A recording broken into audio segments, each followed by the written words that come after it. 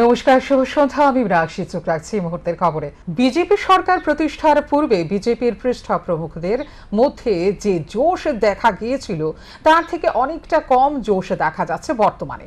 তাই দলের পৃষ্ঠ প্রমুখদের মধ্যে জোশ ফিরিয়ে আনতে হবে। মঙ্গলবার তেলিয়ামুড়া টাউন হলে বিজেপি তেলিয়ামুড়া মণ্ডলের উদ্যোগে আয়োজিত পৃষ্ঠ প্রমুখ সম্মেলনে এই কথাই বললেন মুখ্যমন্ত্রী ডাক্তার মানিক সাহা। মঙ্গলবার তেলিয়ামুড়া টাউন হলে অনুষ্ঠিত হয় পৃষ্ঠ প্রমুখ সম্মেলন।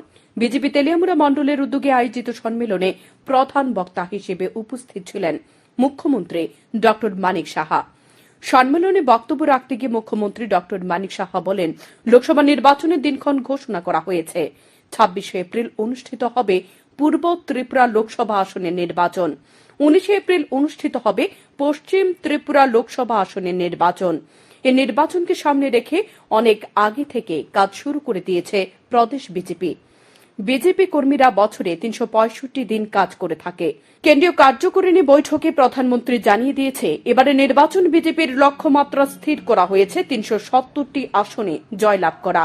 জম্মু ও কাশ্মীর থেকে 370 ধারা বিলুপ্ত করে দেওয়া হয়েছে। এ 370 ধারাকে সম্মান জানাতে এবার 370টি আসনে জয়লাভের লক্ষ্যমাত্রা স্থির করেছে বিজেপি। পাশাপাশি প্রধানমন্ত্রী জানিয়েছেন, এবারে নির্বাচনে এনডিএ জোটকে 4 শতাধিক আসনে জয়লাভ করতে হবে। মুখ্যমন্ত্রী এদিন আরও জানান, আগে ত্রিপুরা রাজ্যে বিজেপির 42,000 পৃষ্ঠ প্রমুখ ছিল। এবার পৃষ্ঠ প্রমুখের সংখ্যা বৃদ্ধি পেয়ে প্রায় 66,000 হয়েছে। সরকারে না থাকার সময় বিজেপির পৃষ্ঠ প্রমুখদের মধ্যে যে জোশ ছিল তার তুলনায় সরকারে থাকার ফলে বিজেপির পৃষ্ঠ প্রমুখদের মধ্যে জোশ কিছুটা কম দেখা যাচ্ছে। বিজেপির পৃষ্ঠ প্রমুখদের মধ্যে আরো জোশ ফিরিয়ে আনতে হবে বলে জানান মুখ্যমন্ত্রী। কিন্তু আমি আবার বলবো যে এর মধ্যে সরকারে থাকার ফলে যে জোশটা সরকার না থাকার সময় ছিল এর মধ্যে কিছুটা খানিকটা হলেও একটু কম। সেটাকে আমরা বলবো যে আরেকটু তার মধ্যে যেন জৌলস আসে সেই ব্যবস্থাটা আপনারা করবেন। সেই মনের থেকে আপনারা নিশ্চয়ই যাবেন। মাননীয় প্রধানমন্ত্রীজির যেভাবে আমাদেরকে উদ্বুদ্ধ করেন এবং আমরাও চাই আপনাদেরকে এখানে আসার মেইন উদ্দেশ্য হচ্ছে আপনাদের উদ্বুদ্ধ করা। আয়োজিত পৃষ্ঠ প্রমুখ সম্মেলনে এছাড়া উপস্থিত ছিলেন আসাম ও ত্রিপুরা বিজেপির সংগঠন মহামন্ত্রী রবীন্দ্র রাজু, প্রদেশ বিজেপির সভাপতি রাজীব ভট্টাচার্য, প্রদেশ বিজেপির সহ সভাপতি সুবল ভৌমিক, প্রদেশ বিজেপির সাধারণ সম্পাদক অমিত রক্ষিত, তেলিয়ামুড়ার বিধায়িকা কল্যাণী সাহা রায় সহ অন্যান্যরা। Bureau report, Shantan TV. বাড়ি বাড়ি চাঁদা সংগ্রহ করত কমিউনিস্টরা। রাজ্যে বিপ্লব কুমার দেব ও সুনীল দেওধর না আসলে আজকে কমিউনিস্টদের রীতিনীতি থাকত। মঙ্গলবার আগরতলা টাউন হলে বিজেপি সদর জেলা শহরাঞ্চল কমিটি ও গ্রামীণ কমিটির সাংগঠনিক বৈঠকে কমিউনিস্টদের তোপ দেগে এই কথাই বললেন লোকসভা নির্বাচনে পশ্চিম আসনে মনোনীত প্রার্থী বিপ্লব কুমার দেব। 5G এসে গেছে, কিন্তু কমিউনিস্টরা আপডেট থাকে না। সে কারণে ত্রিপুরার মানুষ আপডেট হতে পারেনি। কমিউনিস্টরা শুধু মানুষের বাড়ি বাড়ি গিয়ে চাঁদা সংগ্রহ করতে জানে। 2018 সালের আগে যদি রাজ্যে বিপ্লব কুমার দেব এবং সুনীল দেওধর না আসতেন, তাহলে রাজ্যের পরিবর্তন বিজেপি কর্মীদেরও কমিউনিস্টরা তাদের মতো করে গড়ে তুলত। মঙ্গলবার আগরতলা টাউন হলে বিজেপি সদর জেলা শহরাঞ্চল কমিটি ও গ্রামীণ কমিটির সাংগঠনিক বৈঠকে কমিউনিস্টদের তোপ দেগে একথা বলেন লোকসভা নির্বাচনের পশ্চিম আসনের মনোনীত প্রার্থী বিপ্লব কুমার দেব। বিপ্লব কুমার দেব কমিউনিস্টদের কাঠগড়ায় দাঁড় করে বলেন, দীর্ঘ 25 বছর কমিউনিস্টরা এক অভাবনীয় নিয়ম নীতি তৈরি করে রেখেছিল রাজ্যে। এর পরিবর্তন হয়েছে 2018 সালে। এই যে 5G আই বলছে জিপেমেন্ট জানেন না দেখো পত্রিকা কথা।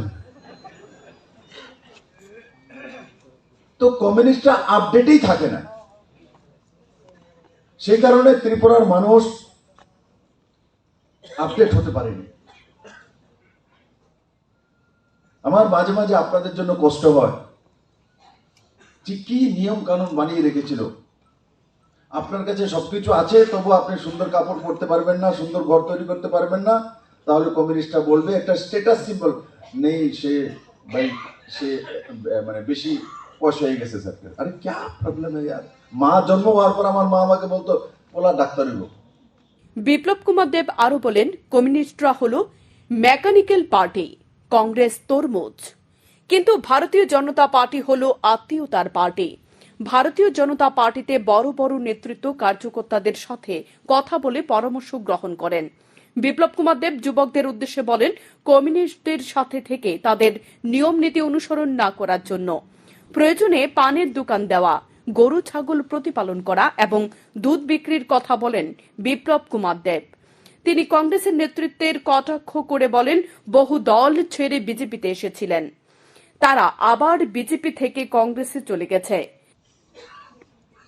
আর এটার লগে আরো দুইটা, একটা আসলো এটা আরো মহাশতানে বসে। আমি থাকতে তো চার পার্টি চেঞ্জ করে দিয়েছি।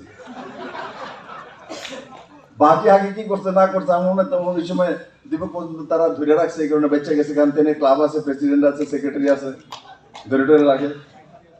নাইলে আমি তো দেখছি কংগ্রেস করছে, কংগ্রেসের পরে না না আমি মনে করি কংগ্রেস থেকে তৃণমূল থেকে বিজেপি থেকে কংগ্রেস, এখন আগে কই যাবো কোন ঠিক নাই। মাঝে মাঝে মহারাজ প্রদ্যোৎ কিশোর মানিক্য ডেকে নিয়ে এসে মিটিং করে নিয়েছে, কত বড় করে নিয়েছে। তারা যখন মিটিং করে নেয় দুনিয়াতে দেখা মহারাজ প্রদ্যোৎ কিশোরের সঙ্গে মিটিং নিয়েছে, বিজেপির গভর্নমেন্ট ফেলাই গেছে। বাপ রে বাপ, 3 দিন পরে থেকে প্রদ্যোৎ কিশোর মানিক্য দিল্লিকে পেয়ে গেছে।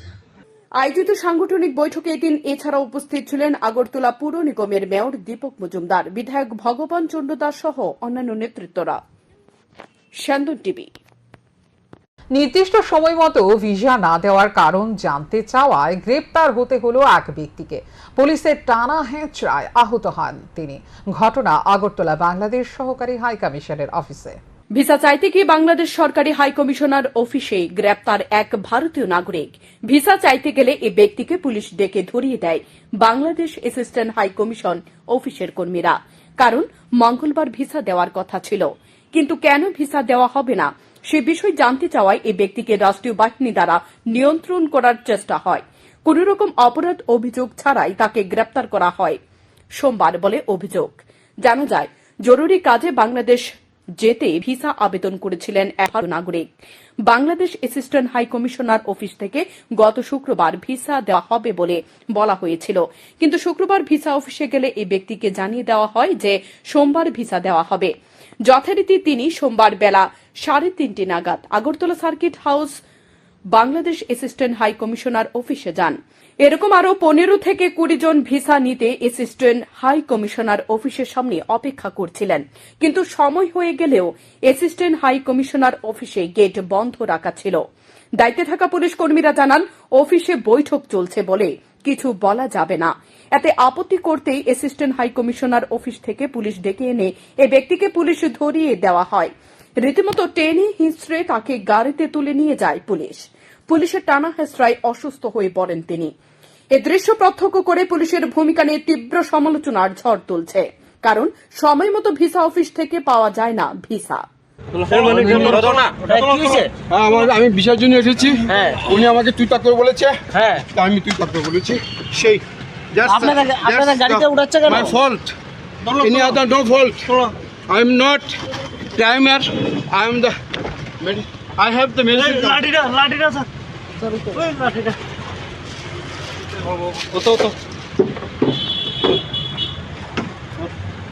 তারিখের পর তারিখ দিয়ে সাধারণ মানুষকে ঘোরানো হয়। এর প্রতিবাদ করে এই ধরনের পরিণতি ঘটতে পারে তা দেখিয়ে দিল সংশ্লিষ্ট অফিসের কর্তৃপক্ষ। স্যান্দন টিভি। পশ্চিম ত্রিপুরা এবং পূর্ব ত্রিপুরা লোকসভা আসনে নির্বাচন এবং 7 রামনগর বিধানসভা কেন্দ্রের উপনির্বাচনকে কেন্দ্র করে নিরাপত্তার ঘেরাটোপে আসতে শুরু করেছে গোটা রাজ্য। পরীক্ষা শেষ হলেই স্ট্রং রুম এবং কাউন্টিং হলের দায়িত্ব চলে যাবে কেন্দ্রীয় বাহিনীর হাতে। রাজ্যে 2টি লোকসভা নির্বাচনী কেন্দ্র ও রামনগর বিধানসভা কেন্দ্রের উপনির্বাচনকে কেন্দ্র করে কঠোর নিরাপত্তা ব্যবস্থা গ্রহণ করেছে জাতীয় নির্বাচন কমিশন। ইতিমধ্যে 2 ধাপে রাজ্যে এসে পৌঁছে গেছে 70 কোম্পানি কেন্দ্রীয় আধা সামরিক বাহিনী। এর মধ্যে প্রথম ধাপে রাজ্যে এসে পৌঁছায় 35 কোম্পানি বিএসএফ এবং 15 কোম্পানি সিআরপিএফ। দ্বিতীয় ধাপে রাজ্যে এসে পৌঁছায় আরও 20 কোম্পানি বিএসএফ। শীঘ্রই আরও বিশাল সংখ্যক কেন্দ্রীয় আধা সামরিক বাহিনী রাজ্যে এসে পৌঁছবে। 2 ধাপে রাজ্যে এসে পৌঁছানো 70 কোম্পানি কেন্দ্রীয় বাহিনীর মধ্যে পশ্চিম জেলা রাখা হয়েছে 14 কোম্পানি আধা সামরিক বাহিনী জওয়ানদের, ধলাই জেলায় রাখা হয়েছে 11 কোম্পানি আধা সামরিক বাহিনীর জওয়ানদের, গোমতী জেলায় 8 কোম্পানি জওয়ান রাখা হয়েছে, উত্তর জেলায় রাখা হয়েছে 7 কোম্পানি কেন্দ্রীয় বাহিনীর জওয়ানদের, সিপাহীজলা জেলায় 9 কোম্পানি, দক্ষিণ জেলায় 8 কোম্পানি, ঊনকোটি জেলায় 5 কোম্পানি এবং খোয়াই জেলায় রাখা হয়েছে 8 কোম্পানি কেন্দ্রীয় বাহিনীকে। প্রতিদিনই নির্বাচনের নিরাপত্তা প্রদানের জন্য আসা কেন্দ্রীয় বাহিনীর জওয়ানরা গোটা রাজ্যের বিভিন্ন এলাকায় রোড মার্চ ও পেট্রোলিং জারি রেখেছে। জেলা শাসক ও পুলিশ সুপার যৌথভাবে জেলা ভিত্তিক প্রশাসনিক ও নিরাপত্তা ব্যবস্থা নিয়ে ধারাবাহিকভাবে পর্যালোচনা করে কার্যকরী ব্যবস্থা গ্রহণ করছেন। মহকুমা শাসক ও মহকুমা পুলিশ আধিকারিকরাও যৌথভাবে মহকুমা স্তরের নির্বাচনের প্রশাসনিক ও নিরাপত্তার বিষয়ে কার্যকরী ব্যবস্থা নিচ্ছেন। নির্বাচন কমিশন সূত্রে জানা গেছে, ভারতীয় নির্বাচন কমিশনের নির্বাচনী আচরণ বিধি অনুযায়ী অবাধ ও নির্বিঘ্নে শান্তিপূর্ণভাবে ভোট গ্রহণ প্রক্রিয়া সম্পন্ন করতে যাবতীয় প্রক্রিয়া অতি সতর্কতার সঙ্গে গ্রহণ করছে। নির্বাচনকে কেন্দ্র করে যাতে কোনো ধরনের অপ্রীতিকর ঘটনা সহ রাজনৈতিক সংঘর্ষের ঘটনা না ঘটে সেদিকে লক্ষ্য রেখেই নিরাপত্তার ঘেরাটোপে নিয়ে আসা হচ্ছে গোটা রাজ্যকে। শান্তন টিভি। ভোট প্রচারে মঙ্গলবার মোহনপুরে যান বিপ্লব কুমার দেব। কয়েক শতাধিক ভারতীয় জনতা পার্টি কর্মী সমর্থক ও তীব্রামথার কর্মীদেরকে নিয়ে মিছিল সংঘটিত করেন তিনি। পরে একটি জমায়েত করে কর্মীদের সক্রিয় করলেন তিনি। তীব্রামথা, বিজেপি, আইপিএফটি সবাইকে নিয়ে আজকে সকালে আমার কাছে আইপিএফটি প্রেসিডেন্ট প্রেম কুমার রিয়াং এসেছিল, তার সাথীদেরকে নিয়ে আমাকে বলেছে, দাদা আপনার জন্য সমস্ত আইপিএফটি সব জায়গায় কাজ করবে। গাড়ি বোঝায় অবৈধ গাছের লগ, জেনারেটর সহ সমিল উদ্ধার করলো বন দপ্তরের কর্মীরা। জেলা বন দপ্তরের আধিকারিক সমীর দেবের কাছ থেকে জানা যায়, মঙ্গলবার দুপুরে খবর পায় তালতলা এলাকায় বনদস্যুরা অবৈধভাবে গাছের লগ জোড়াই করেছেন, পাশাপাশি অবৈধভাবে বাজারে বিক্রি করবে। খবর পেয়ে জেলা বন দপ্তরের আধিকারিক সহ চরিলাম বন দপ্তরের কর্মীরা ছুটে যায় তালতলা এলাকায়। তালতলা এলাকায় অভিযান চালানোর পথে ঘনিয়ামারা এলাকায় TR01Z1636 নম্বরের একটি গাড়ি করে বনদস্যুরা অবৈধ গাছের লগ পাচার বিষয়ে নজরে আসে। সেই সময় বনকর্মীদের দেখতে পেয়ে অবৈধ গাছের লগ বোঝায় গাড়ি ফেলে রেখে পালিয়ে যায়। পরবর্তী সময়ে জেলা বন দপ্তরের আধিকারিক সমীর দেব সহ বনকর্মীরা গাড়ি বোঝায় অবৈধ গাছের লগ সহ গাড়িটি আটক করে নিয়ে যায় বন দপ্তরের অফিসে। তারপর অভিযান চালায় তালতলা এলাকায়। সেখানে অভিযান চালানোর পূর্বে বনদস্যুরা বনকর্মীদের আসার আগাম খবর পেয়ে ঘটনাস্থল থেকে পালিয়ে যায়।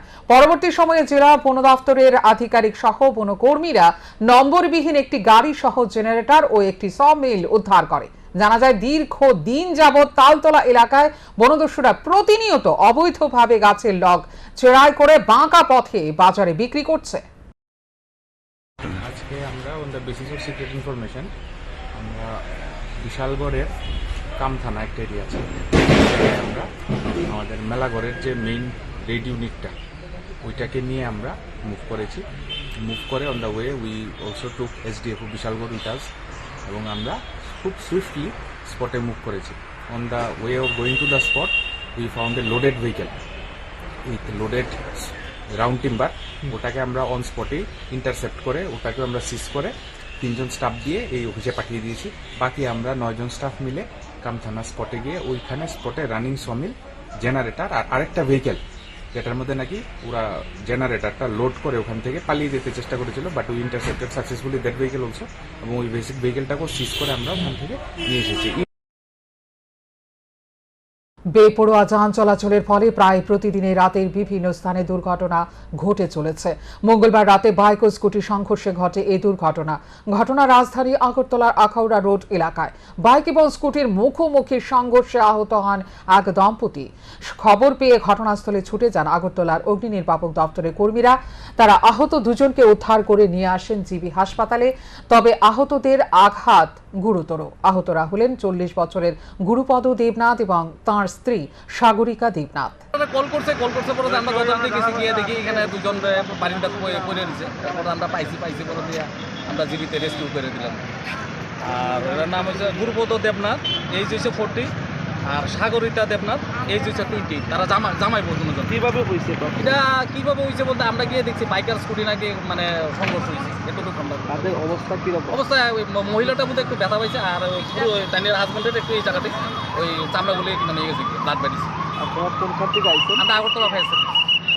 কি না? আমার নাম মোহিত দেববর্মা, এলাকার মোহিত দেববর্মা। রাজধানীর রাধানগর স্থিত রাধা মাধব উন্নয়ন সংঘ এলাকা থেকে রক্তাক্ত অবস্থায় উদ্ধার অপরিচিত এক ব্যক্তি। মঙ্গলবার সকালে এলাকার লোকজন প্রত্যক্ষ করে রাস্তার পাশে অজ্ঞাত পরিচিত এক ব্যক্তি সংজ্ঞাহীন অবস্থায় পড়ে রয়েছেন। পরে স্থানীয়রা দমকল বাহিনীর কর্মীদের খবর দেয়। ঘটনার খবর পেয়ে কুঞ্জবন ফায়ার স্টেশনের কর্মীরা ঘটনাস্থলে ছুটে গিয়ে আহত ব্যক্তিকে উদ্ধার করে জিবি হাসপাতালে নিয়ে যায়। বর্তমানে ওই ব্যক্তি জিবি হাসপাতালে চিকিৎসাধীন। দমকল বাহিনীর এক কর্মী জানান, আহত ব্যক্তির পরিচয় জানা যায়নি। আহত ব্যক্তির জ্ঞান ফিরে আসলেও তিনি নিজের নাম বলতে পারছেন না। আহত ব্যক্তির শরীরে আঘাতের চিহ্ন রয়েছে বলে জানান তিনি। 112 থেকে একটা কল গেছে যে রাধানগর রাধা মাধব ক্লাবের সামনে একটা লোক আনকনসিয়াস অবস্থায় রাস্তার সাইডে শুয়ে রয়েছে। তো আমরা গেলাম, যাওয়ার পরে দেখলাম যে হঠিকে একটা দোকানের পাশে শুয়ে রয়েছে। তারপরে পাবলিক হেরে জল করে দিছে, জল করে আমরা শুয়ে অবস্থা হেরে ওইখান থেকে রেস্কিউ করে রেফারেল হসপিটালে দিয়েছি। প্রাথমিকভাবে জানতে পারছেন না কিভাবে হয়েছে কি? না, এরকম কিছু না। শরীরে কোনো আঘাতের চিহ্ন? মাথাতে একটু আঘাত। বয়সটা কিরকম হইব বা নাম কিছু? নাম হয়তো মনে করতে পারতেছে না। আর ওই বয়সটা 35 সেরকম। ওনার অবস্থা কিরকম এখন? এখন তো আমরা তো নিয়েছি ডাক্তার, আমরা যে ওষুধ এখন যে কথা বলতে পারতেছে না, ওই নামটা করতে পারতেছে না, যার কারণে আমরা নামটা নিতে পারছি। আপনারা কোনখান থেকে আইছেন? আপনার নামটা? তন্ময় শিক্ষক। পশ্চিম থানাধীন মাস্টারপাড়া স্থিত বাঁধের পাড় এলাকায় রক্তাক্ত অবস্থায় এক ব্যক্তি উদ্ধার। আহত ব্যক্তির নাম জীবন গোস্বামী, বয়স 45। দমকল কর্মীরা স্থানীয়দের কাছ থেকে খবর পেয়ে ঘটনাস্থলে ছুটে যান। আহত অবস্থায় উদ্ধার করে নিয়ে আসে জিবি হাসপাতালে। বর্তমানে হাসপাতালে চিকিৎসাধীন তিনি।